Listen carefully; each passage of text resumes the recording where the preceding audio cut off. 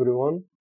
Magento uses the .html extension for template files, which are PHP files primarily used to output HTML. Magento's PHTML format included syntactic sugar for rendering logic like loops and conditionals, making it easier to integrate PHP logic in these templates. Template file location. Magento modules store presentational layer files in the view directory depending on whether you are dealing with front end or the admin area. The directory contains either front end or admin HTML subdirectories.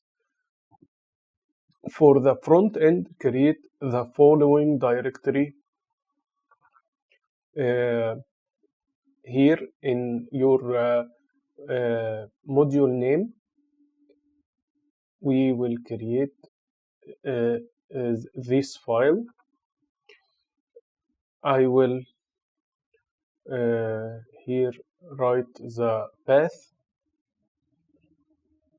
view frontend, templates, and I will name my file welcome.phtml,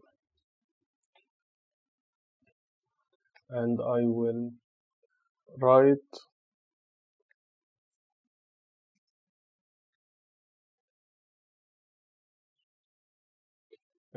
here hello world in my template file.